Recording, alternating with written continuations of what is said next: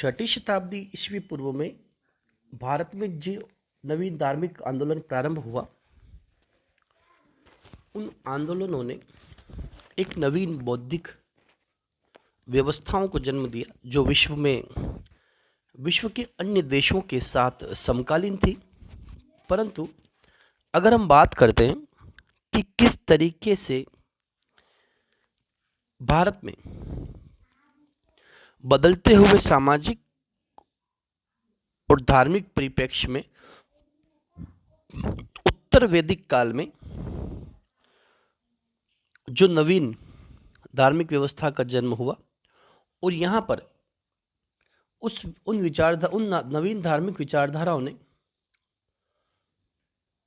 एक नवीन बौद्धिक आंदोलन प्रारंभ किया तथा उनका सीधा प्रभाव प्रचलित धार्मिक व्यवस्थाओं पर था जो कि वैदिक धर्मों द्वारा स्थापित की गई थी। यहाँ पर एक नया धर्म स्थापित हुआ, परंपरागत था।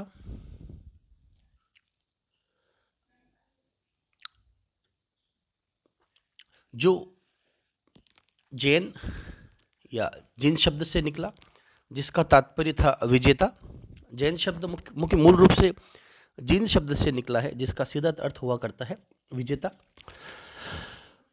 प्रारंभिक जैन धर्म का इतिहास हमें दो धर्म ग्रंथों से मिलता है, भगवती सूत्र और कल्पसूत्र से। तथा इस धार्मिक व्यवस्था को सर्वाधिक प्रचारित जो किया था, प्रसिद्ध जो किया था, वह महावीर स्वामी के द्वारा किया गया। और महावीर स्वामी जैन धर्म के संस्थापक नहीं थे। उनसे पहले 23 अन्य जैन ऋषि हुए, जिन्हें निग्रंथ या निगणक कहा जाता था। और महावीर स्वामी 24वें तीर्थंकर थे और अंतिम थे।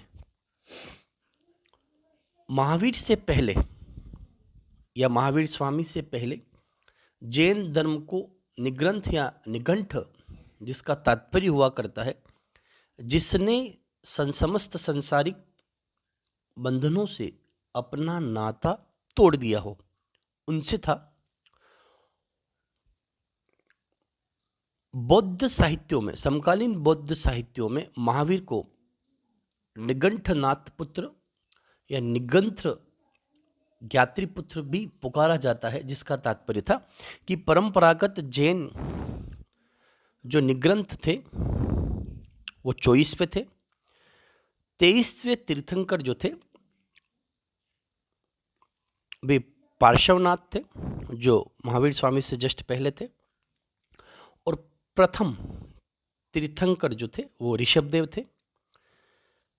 23वें तीर्थंकर पार्श्वनाथ को छोड़कर पूर्ववर्ती तीर्थंकरों की ऐतिहासिकता संदिग्ध है, परंतु यह एक धार्मिक प्रमाण है कि पार्श्वनाथ जो 23वें तीर्थंकर थे, वे राजा अश्वसेन के पुत्र थे और उनका काल महावीर स्वामी के काल से 250 वर्ष पहले था। तथा इन्होंने जैन अनुश्रुति के अनुसार 70 वर्ष तक धर्म का प्रचार किया तथा इनके अनुयायियों को निग्रंथ कहा गया, जिसका सीधा तात्पर्य था कि महावीर स्वामी के जो माता पिता थे वे समकालीन प्रचलित धार्मिक व्यवस्था पार्श्वनाथ के द्वारा स्थापित की गई धार्मिक व्यवस्था के संपर्क में आए और उन्होंने उन सिद्धांतों को अपनाया। पार्श्वनाथ की जो मूल शिक्षाएं थी वो अहिंसा, सत्य, अहिंसा, अस्तेय और अपरिग्रह था। बाद में महावीर स्वामी ने उसमें ब्रह्मचारी शब्द को जोड़ा, परंतु मूल रूप से महावीर स्वामी जैन धर्म के संस्थापक नहीं थे, वरन इस धर्म के सर्वाधिक प्रसिद्ध व अंतिम तीर्थंकर थे, जिन्होंने इसमें अपेक्षित सुधार करके इसका व्यापक स्तर पर प्रचार प्रसार किया। जैन साहित्यों को अगर हम बात करते हैं, मुख्य रूप से जैन साहित्य पाली भाषा, प्राकृत भाषा में लिखे गए। बौद्ध साहित्य पाली भाषा में लिखे गए। प्राकृत भाषा में लिखे गए जैन साहित्यों को आगम कहा जाता है। आगम साहित्य प्राकृत भाषा में लिखे गए। और समकालीन जो धर्म था, बौद्ध धर्म जो था, वे पाली भाषा में लिखे गए थे, जिन्हें पिटक साहित्य कहा जाता है। इससे पहले वाले वीडियो में हमने इसकी चर्चा की थी। जैन धर्म के कुल 24 तीर्थंकर। प्रथम ऋषभदेव, जिन्हें आदिनाथ भी कहा जाता है। इनका प्रसिद्ध मंदिर माउंट आबू के समीप दिलवाड़ा में भीम प्रथम के मंत्री विमल राज द्वारा बनवाया गया था। और इसी मंदिर को आदिशाही का मंदिर या विमल शाही का मंदिर भी कहा जाता है, जो माउंट आबू में है। ऋषभदेव, जो जैन धर्म के संस्थापक कहे जाते हैं, प्रथम तीर्थंकर थे। इनकी मृत्यु अद्वाय कैलाश पर्वत पर हुई थी। और ऋषभदेव का प्रतीक चिन्ह जो था वो वृषभ था। वृषभ का सीधा तात्पर्य बैल से हुआ करता है। इसी क्रम में 19वें तीर्थंकर मल्लीनाथ हुए, जिनका प्रतीक चिन्ह कलश था। अब यहाँ एक विवाद है कि वो स्त्री और पुरुष थे या नहीं, इस बात पर एक संदेश है। 22वें तीर्थंकर अरिष्ट नेमी या नेमिनाथ हुए, जो महाभारत काल के थे, जिनका प्रतीक हाथी था।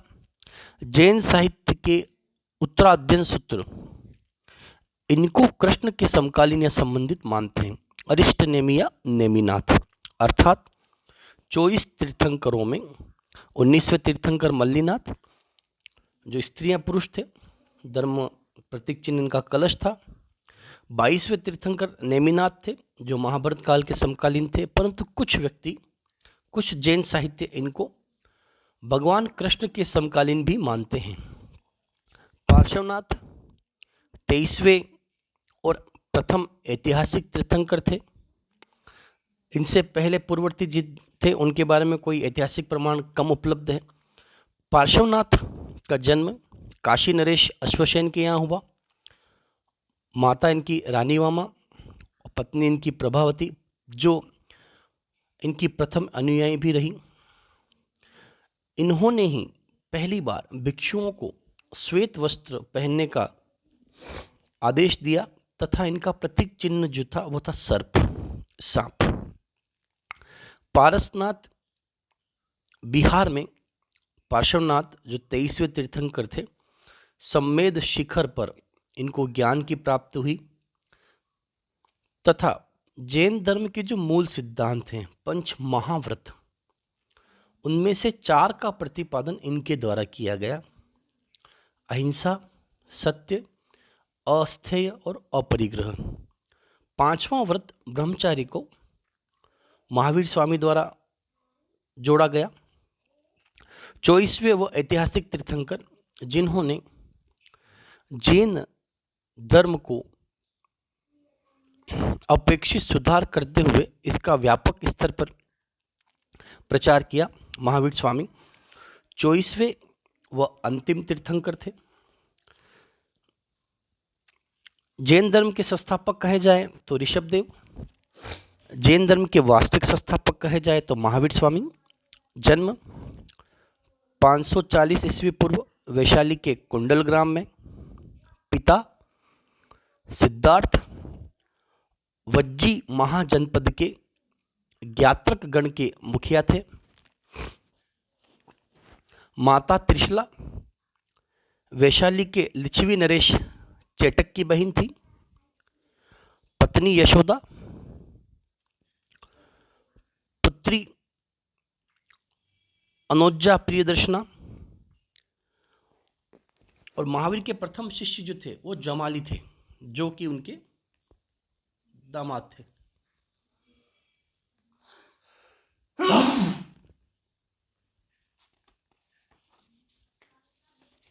महावीर स्वामी ने अपने बड़े भाई नंदीवर्धन से आज्ञा लेकर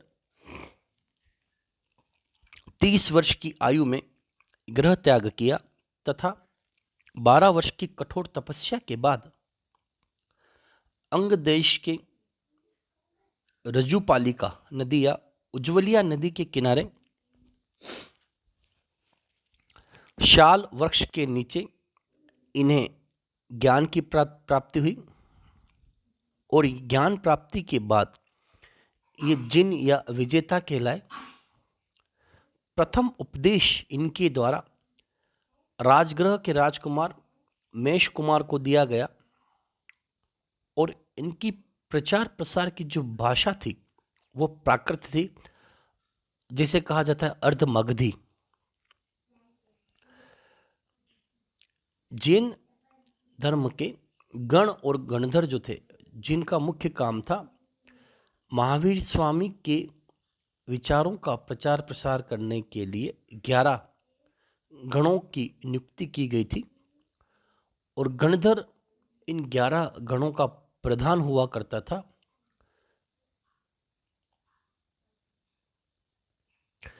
महावीर की मृत्यु 72 वर्ष की अवस्था में पावा में 460 ईस्वी पूर्व में मल्ल राजा शास्त्रीपुर के दरबार में हुई।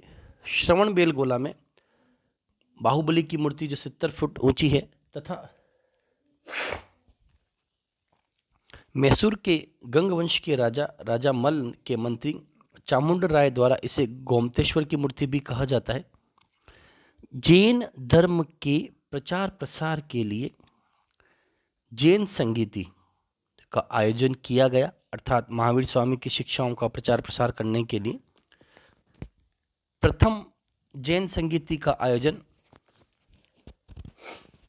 पाटलिपुत्र कुसुमपुर में हुआ, जो 300 ईस्वी पूर्व के आसपास थी, तथा चंद्रगुप्त मौर्य के दरबार, जिसमें समकालीन मौर्य शासक थे चंद्रगुप्त मौर्य, उनके समय में स्थूलभद्र की अध्यक्षता में पाटलिपुत्र में प्रथम जैन संगति का आयोजन हुआ और इसका परिणाम यह हुआ कि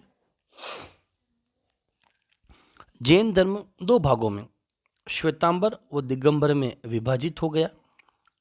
द्वितीय जैन संगति का आयोजन ध्रुवसेन प्रथम के समय में 512 ईस्वी पूर्व में वल्लभी में हुआ, जिसकी अध्यक्षता देवाधिकरण श्रमा भ्रमण के द्वारा की गई, तथा इस जैन संगति में यह निर्णय लिया गया कि अनेक उपांग साहित्यों की रचना की गई तथा महावीर स्वामी की शिक्षाओं को साहित्य में रखने के लिए उनकी पुस्तकों का निर्माण किया गया।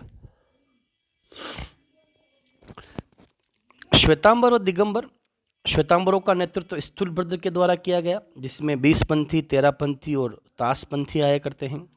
दिगंबरों का नेतृत्व भद्रबाहु के द्वारा किया गया, जिसे पुजेरा, बढ़िया, थेरापंथी, ये दोनों उप संप्रदाय थे जैन धर्म के। और जैन धर्म की सबसे प्राचीन शिक्षा 14 पूर्व मानी जाती है, जिसे स्थूलभद्र ने भद्रबाहु से सीखा था। और पंच महारत्न, जैन धर्म के 5 प्रमुख सिद्धांत जो हैं,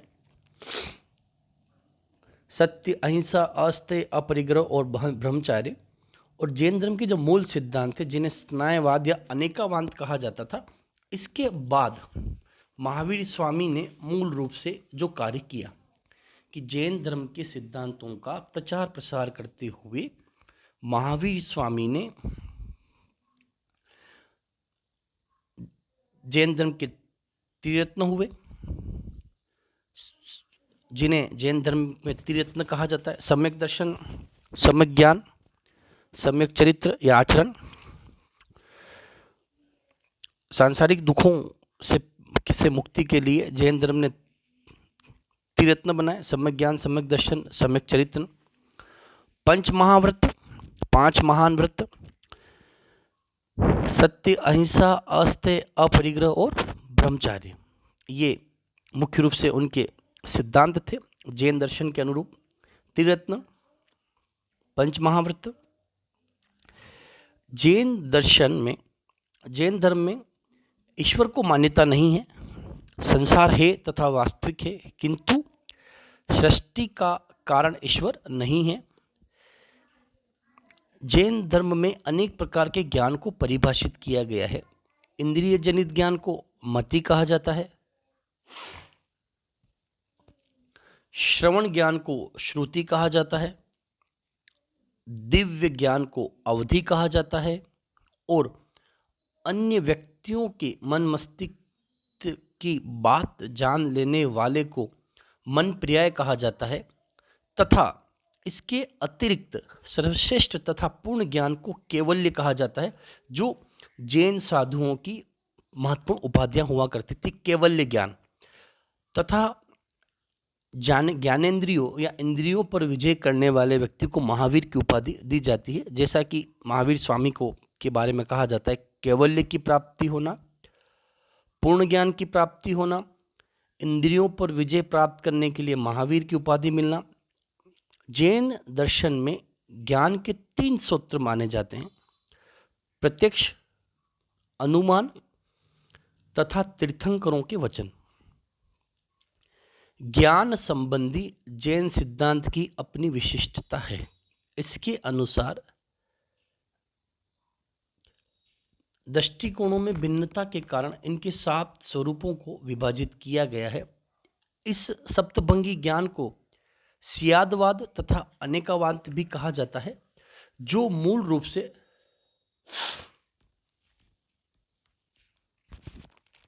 जीवन के अंतिम लक्ष्य निर्वाण प्राप्ति के लिए कर्मफल का नाश तथा आत्मा से भौतिक तत्व को हटाने से निर्वाण संभव है। जैन धर्म में नैतिकता तथा आचरण पर बड़ा बल दिया गया है। इसके लिए मन में विकार उत्पन्न करने वाली प्रवृत्तियों का दमन आवश्यक है। उत्तराध्यान सूत्र के अनुसार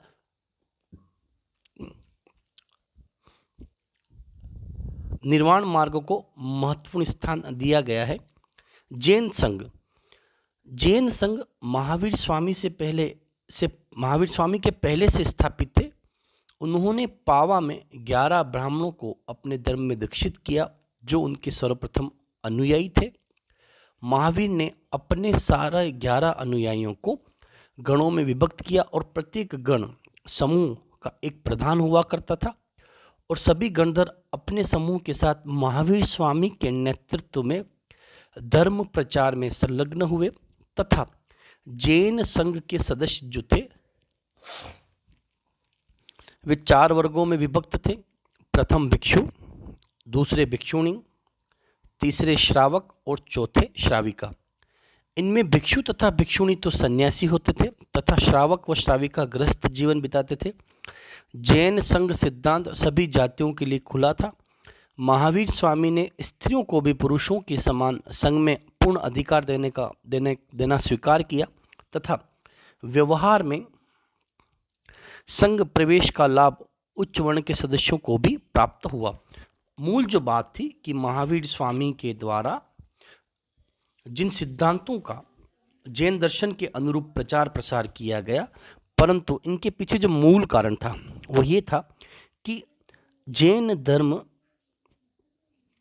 संसार को दुख मूलक मानता है तथा संसार त्याग तथा संन्यास की ही व्यक्ति की सच्चे सुख को ले जाता है। जैन धर्म के अनुसार सृष्टिकर्ता ईश्वर नहीं है, किंतु संसार एक वास्तविक तथ्य माना गया है। कर्मफल ही जन्म और मृत्यु का कारण है। जैन धर्म में भी सांसारिक तृष्णा और बंधन से मुक्ति को निर्वाण कहा गया है, जो कि अंतिम सत्य के रूप में देखा जाता है। निर्वाण प्राप्ति, महानिर्माण प्राप्ति, कर्म फल से छुटकारा पाकर ही व्यक्ति निर्वाण की ओर अग्रसर हो सकता है। इसके लिए आवश्यक है कि पूर्व जन्म से के संचित कर्म को समाप्त किए जाए और वर्तमान जीवन के कर्म फल के संग्रह को स्थापित किया जाए। ये धार्मिक सिद्धांत थे और मुख्य रूप से महावीर स्वामी का संबंध राज परिवारों से संबंधित था।